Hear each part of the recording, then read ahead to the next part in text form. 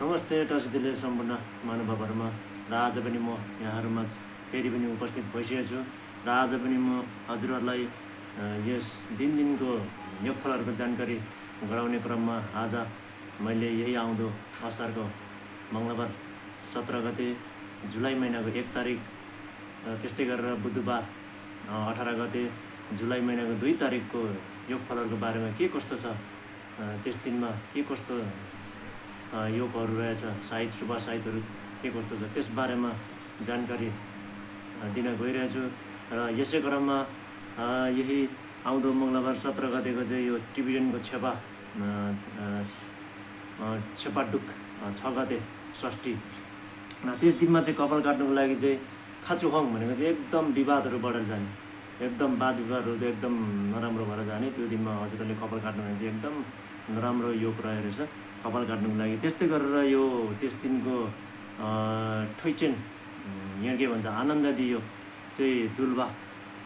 भनेको धुम्रा भनेको चाहिँ एकदम नराम्रो धन नाश हुने मान सम्मानमा एकदम हानि हुने त्यस दिनमा र त्यस्तै गरेर त्यस दिनको ठोइचेर योगफल चाहिँ यो अग्नि आगो प्लस मिलान भएको मे भन्छ है र त्यस दिनमा मेमा चाहिँ यो ठोइचेर योगफल चाहिँ अलिकति राम्रो रहेछ त्यस दिनमा फेलगुरु जुबे झेगुङ हे भनेको चाहिँ यो प्रगतिको योग अन्न धन व्यापारहरुको लागि चाहिँ अलिकति लाभ हुने देखाएको छ तर त्यसमा फेरि यो आनन्ददी योग ठोइचेन चाहिँ एकदम यो ठोइचेर भन्दा पनि ठोइचेन चाहिँ एकदम महायोग हो त्यो चाहिँ अलिकति नराम्रो छ हजुरहरुले यसमा चाहिँ अलिकति विचार गर्नुस् होला र त्यो चाहिँ अलिकति नराम्रो परेको रहेछ किनभने ठोइचेर भन्दा पनि यो ठोइचेन यहाँ आनन्ददी 28 वटा संयोगहरु मिलेर बनेको हो त्यो चाहिँ अलिकति नराम्रो परेकोले गर्दा हजुरहरु त्यो दिनमा चाहिँ अलिकति शुभ कार्यहरु नगर्नु होला र त्यसमाथि पनि यो महिना अब अस्ति 12 गतेबाट धानक सुरु भइरहेछ कालो महिना है त अनि त्यस्तै गरेर यो 30 दिनको यो लो वर्ग चाहिँ काष्ठ भेडा है सिंखाम काष्ठ भेडा र महिनाको लो चाहिँ हजुर जल पुरुष बाँदर है यो महिनाको लो चाहिँ 1 महिनासम्म चल्नेछ र त्यस्तै गरेर त्यो दिनको नक्षत्र चाहिँ छु भनेको चाहिँ माघ नक्षत्र र खर्गी नामको त्यस दिनमा घरहरु बनाउनको लागि एकदम घर सम्बन्धी कामहरुको लागि चाहिँ हजुरहरुले केही पनि नगर्नु होला घर सम्बन्धीको लागि चाहिँ एकदम नराम्रो भएर जानेछ र त्यति साह्रो फलिफाप हुँदैन र त्यही यो खार्गी नामकोमा चाहिँ र त्यस्तै गरी त्यस दिनको पार्खा चाहिँ खन र लुदोक भनेको चाहिँ यो नागको पूजाहरुको लागि चाहिँ एकदम नराम्रो है यो नाग पूजाहरु नगर्नु होला त्यो दिनमा चाहिँ हजुरहरुले लुथेप नाग जाग्ने दिन सुतेको र उठेको भन्छ लुथेप परेको बेला चाहिँ हजुरहरुले नागको पूजाहरु गर्नुहुन्छ एकदम राम्रो फलिफाप हुन्छ र त्यस दिनमा चाहिँ लुदोक परेको कारणले हजुरहरुले नागको पूजाहरु चाहिँ नगर्नु भए राम्रो हुन्छ र त्यस दिनको राशि चाहिँ सिंह राशि है सिंह राशि त्यस दिनमा बच्चाहरु जन्मिहाल्यो भने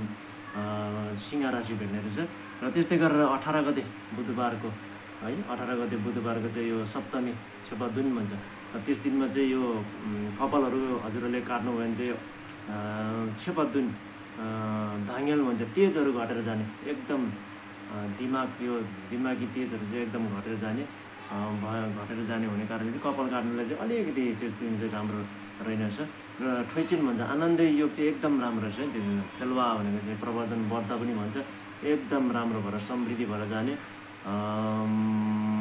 यो धन सम्पत्तिहरु सबै सिद्धि भएर जाने र जागिरहरु मिल्ने योग है अनि विवाहहरुको लागि पनि राम्रो छ है त्यस दिनमा चाहिँ यो ठोइचेन आनन्ददी योग चाहिँ एकदम राम्रो परेको छ अनि ठोइचेर योगफल ठोइचेर चाहिँ यो फेरि अग्नि र जल रहेछ यो आगो प्लस पानी है त्यसमा चाहिँ अलिकति छेर्वे सोकठोक जे भनेको चाहिँ यो चाहिँ एकदम मरणको योगहरु है यो यसमा यो हानि हुने है मन्त्र शक्तिहरु गर्दाखेरि अलिकति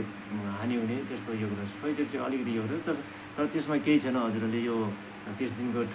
ठोइचेन यहाँ के भन्छ यो त्यो चाहिँ फेलवा एकदम प्रवर्धन एकदम सिद्धि भएर जाने कार्यहरु सबै सम्पन्न सिद्धि भएर जाने हो रहेछ त्यसमा केही फरक परेन र त्यस्तै गरेर त्यस दिनको नक्षत्र चाहिँ डे भनेको पूर्व फागुनी भन्छ है पूर्व फागुनी 1:56 सम्म चाहिँ 56 PM सम्म चाहिँ यो